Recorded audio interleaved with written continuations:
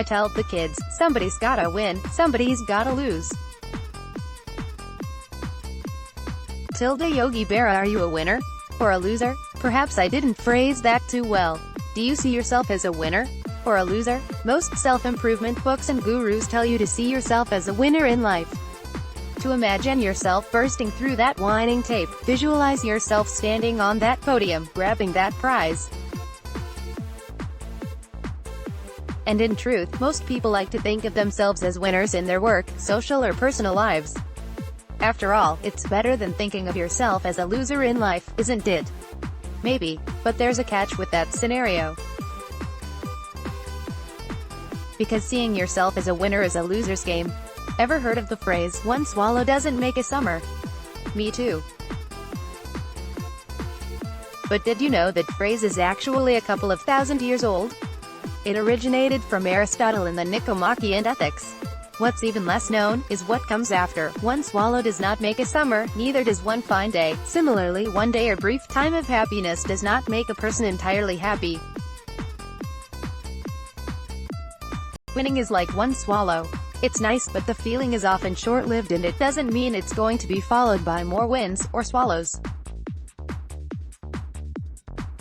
And keeping hold of a win, oh boy, that can be stressful.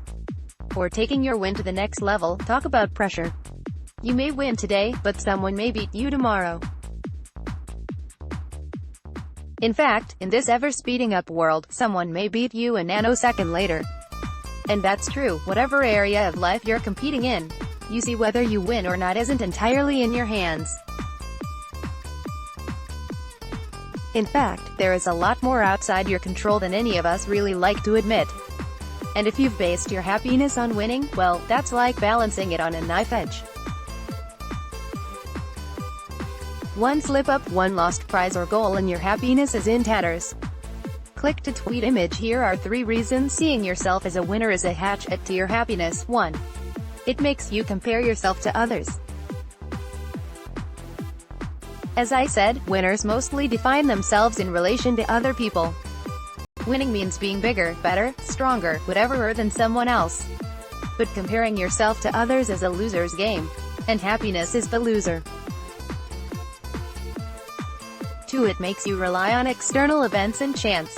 Winners rely on victory to feel validated. They assume that winning is entirely in their control. But it never is. So it's a poor rock to build your happiness on. 3. It makes you see life as a competition. Winners also tend to treat life itself as a contest or race. The truth is, as someone once wittily put it, if life is a race, then it's one no one can win. After all, if life is a race, then death can be the only finishing line. And who wants to cross that line first? But there's another reason seeing yourself as a winner kills your true happiness. And it might just be the biggest hatchet if you put winning high up on your list. To answer this, I need to touch on a concept called duality. Something you already do every day, even if you're not aware of it. 4. I win, you lose.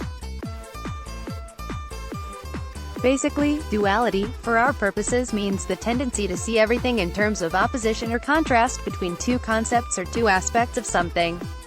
Basically, we consciously think of one state and then unconsciously work out the opposite state. Duality in one form is quite useful. It allows us to make sense of the world around us. For instance, if it's day, then it's not night. If it's cold, then it's not hot. If it's black, then it's not white. But this dual way of thinking spreads to our emotions. If I'm angry, then I'm not at peace. If I'm sad, then I'm not happy. If it's bad, then it can't be good.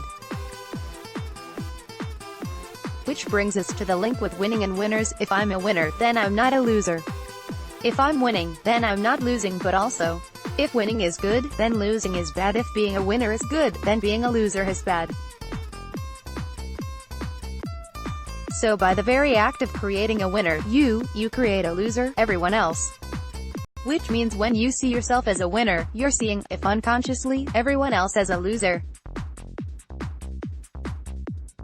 That doesn't feel good at all, does it? Sure, your ego might win in the short term, but your happiness loses in the long term. an alternative to seeing yourself as a winner.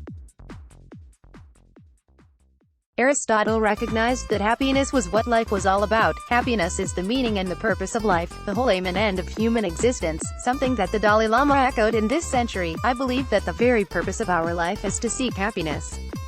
That is clear. Click to tweet image to be truly happy long term. We've established you need more than a brief boost to your ego now and then. Especially as your winning streak is never completely within your control. So what's the alternative? To see yourself as a loser all your life? No, because the question itself is wrong. The answer is to see yourself neither as a winner, nor a loser. In fact, the answer is to see yourself as both and neither. Because life isn't a competition. And people aren't winners or losers. People are friends, family, human beings. Your family, your friends, your fellow human beings, and someone else's. And I don't know about you, but to write any of my fellow human beings off as losers makes me ashamed.